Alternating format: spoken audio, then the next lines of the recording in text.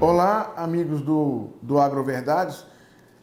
Eu gostaria de agradecer a todos que têm acompanhado o nosso canal, pedir que divulguem o canal, principalmente que se inscrevam e curtam os nossos vídeos. Hoje nós vamos tratar de um tema que tem sido veiculado em praticamente todos os meios de comunicação, que é o chamado Fundo Amazônia, que é um fundo, que recebe recursos principalmente do exterior para apoiar ações na Amazônia Legal. A gente tem visto uma série de informações e o que eu sinto é que as pessoas não se deram trabalho de ler essas 250 páginas desse relatório dos 10 anos do Fundo da Amazônia. Precisamos de tratar e esclarecer alguns pontos importantes. Primeiro, valor. Qual é o valor destinado ao Fundo Amazônia? As primeiras notícias que surgiram no Brasil é que estava ameaçado uma verba anual de 2 bilhões de dólares por ano. Depois passou para 2 bilhões de reais. E por fim, lendo o relatório, a gente descobre que o Fundo Amazônia recebeu nos últimos 10 anos apenas 3,3 bilhões de reais, o que daria menos de 330 milhões ao ano. Então o valor, para começar, não é aquela cifra que mesmo que fosse aquele valor, não seria um motivo para o Brasil se render aí a outros interesses. O segundo ponto é aonde o Fundo Amazônia atua. Quem pensa que é só na Amazônia está enganado.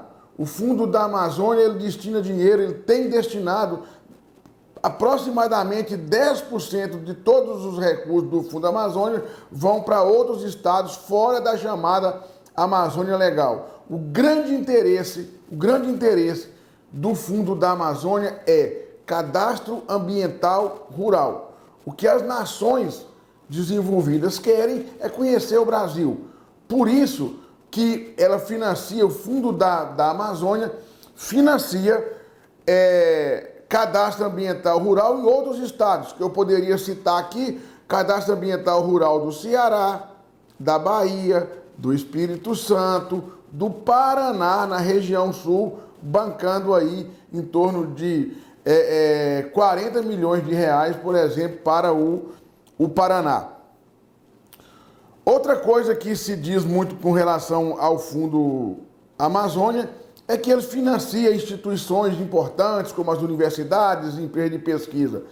Apenas 1% de todo o recurso que veio foi investido em universidades. Então, ou seja, esse valor, em termos de universidade, ele é um valor insignificante para as instituições. Deveriam ser muito mais. Qualquer ONG aí recebe mais do que receberam as universidades.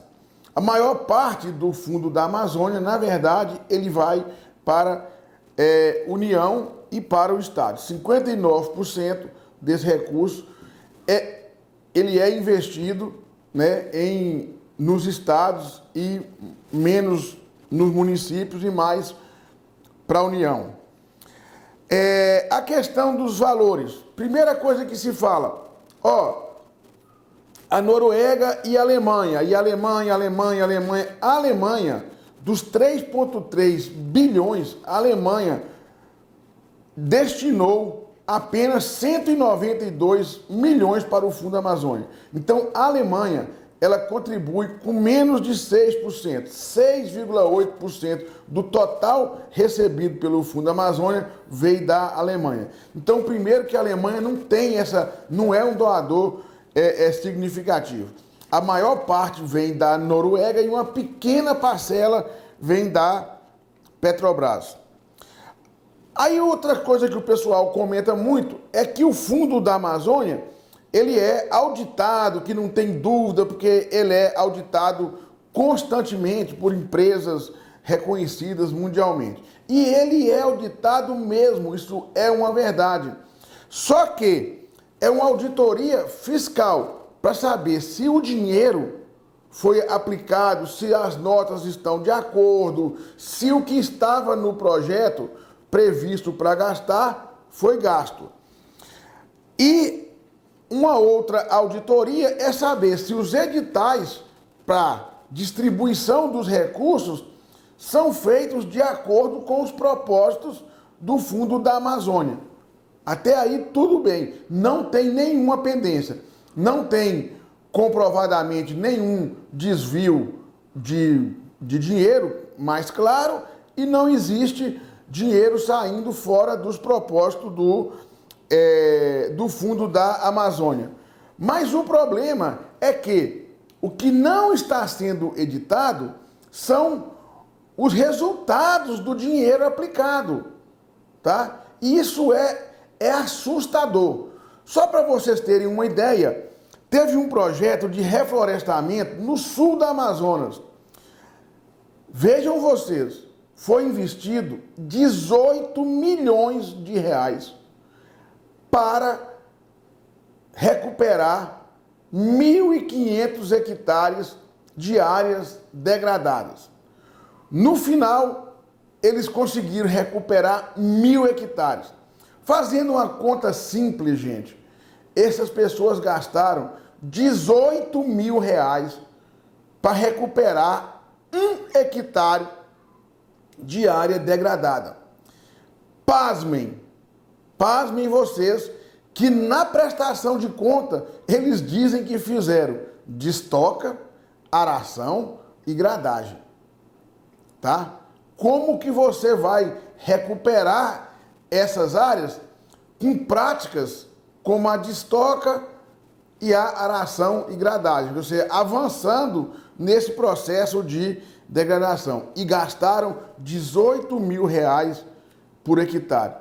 Justificam que não fizeram os 1.500 porque as mudas eram de baixa qualidade e foram distribuídas fora da época da janela de plantio para reflorestamento.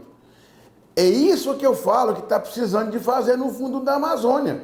Vamos auditar os resultados, porque tem coisas que nos assustam.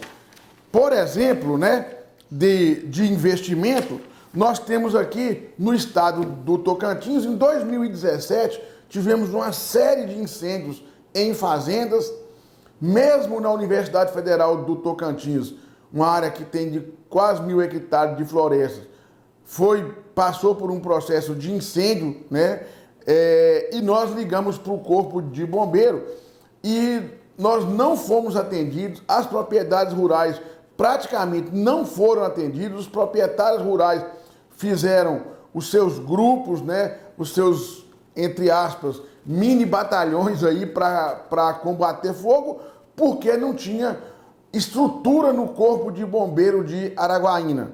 Mas o Fundo da Amazônia financiou 5 milhões com ênfase na sua região centro-norte do Tocantins, por meio da capacitação, da estruturação de mecanismo de gestão integrada e da aquisição de materiais e equipamentos para instrumentalização do Batalhão de Proteção Ambiental localizado no município de Araguaína.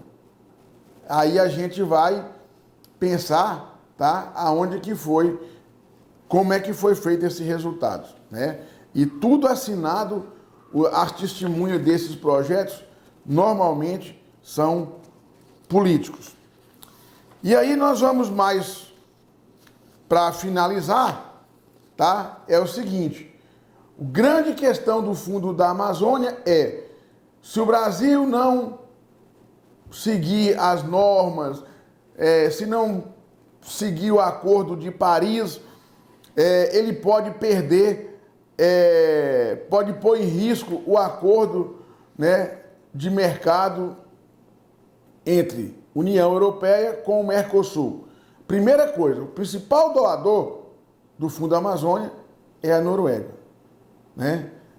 Mais de 90%. 94% do recurso é da Noruega, que não faz parte da União Europeia. Então, por esse caminho, não iria. Mas aí vem a questão do Acordo de Paris. A Alemanha é um dos países que não vai cumprir a meta de redução de emissão de gases de efeito de estufa até o ano de 2020 e a meta de redução do uso, tá, de termoelétricas, que era para 2030, ela diz, o governo alemão diz que talvez em 2038, já com quase 10 anos de atraso. Então, o Brasil precisa de cumprir as suas metas, precisa de mostrar que é um país, tá, que faz a sua tarefa de casa no que diz respeito às questões ambientais. Temos falhas? Temos, mas nós não podemos aqui receber puxão de orelha de quem não faz e não cumpre as suas metas. E a Noruega, se vocês querem saber, foi um único país do mundo que não respeitou, tá, os limites para abate de baleias, tá? O que aconteceu? Puseram em 190 baleias por ano, eles simplesmente passaram por 1.000, sendo que a maioria, comprovadamente, né, seriam das baleias grávidas. Então, esse pessoal vir dar puxão de orelha no Brasil, eles têm que olhar para o seu quintal primeiro. Eu não estou aqui querendo defender, igual alguns defendem, que se acabe com áreas de preservação ambiental, com área indígena. Isso aí não é problema do agronegócio, isso é problema de Estado, tá? Isso é problema de Estado. O agronegócio vai muito bem dentro da sua legalidade e aquilo que é previsto na lei. Mas nós não podemos cair no engodo, tá? Esse engodo de países virem aqui pedir para que a gente faça o que eles não fazem, que é respeitar esses acordos internacionais. O Fundo da Amazônia é importante, o governo deve valorizar e deve fazer o quê? Cumprir as metas que foram propostas aí ao longo dos anos. Mas nós não podemos abaixar a cabeça para quem cumpre metas menos do que nós. Esse é mais um AgroVerdades, passando o agronegócio do Brasil a limpo.